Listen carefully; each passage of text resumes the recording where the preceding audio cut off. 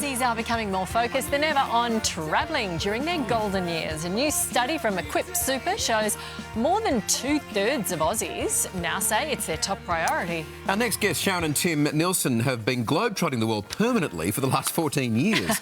The couple have visited over 140 countries and territories so far, and they're currently preparing their 4th cycle tour in Europe. Very happy to say that Sharon and Tim join us now. They are in London. Good morning to you both. Thanks for joining Sunrise.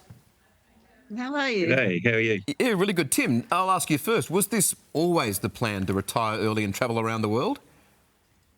Not really, no. It's this was all born out of a 3.5-year backpacking trip we did in the 90s. And we just came back with a real taste for adventure. So we had to spend the next 10 years saving some money and realising that plan about retiring early, giving away the 9 to 5 and just getting out there and trying to work out how to fund ourselves to do it. Yeah, because that's the first and obvious question, isn't it? So, Sharon, let's go through that. How do you fund 14 years of non-stop travelling?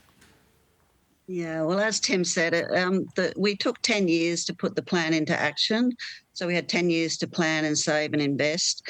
And then it's actually quite easy these days to supplement those savings while you're travelling. We've taught English.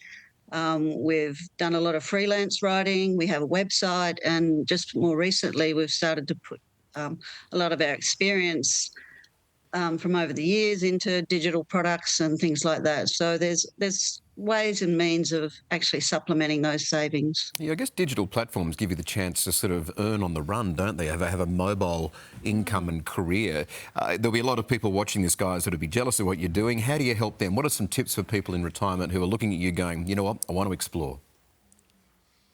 Well, I think one of the big tips we have is to get all your ducks in the row before you actually leave. So get your support network in place, get your solicitor, accountant, bank manager, all of those support people on the same page as you.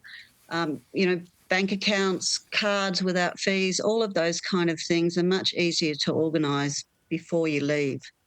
Our big mantra is go slowly and really appreciate the places that you're in, rather than trying to see everything, in a short period of time.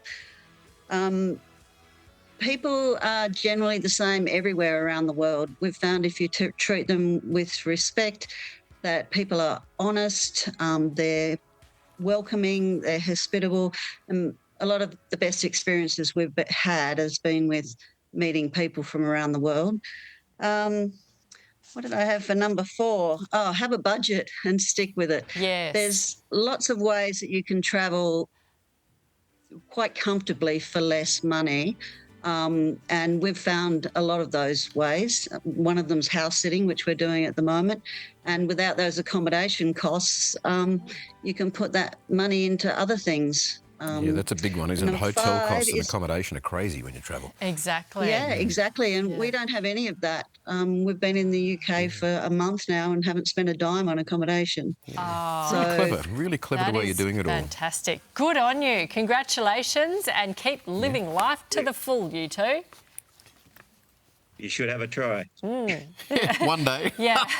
Maybe not this week, but one day. Thanks, guys. See you. Really good advice, Sam. I think what they're showing is to give a bit of kindness when you're a tourist and a traveller. Yeah. It does come back to you, which is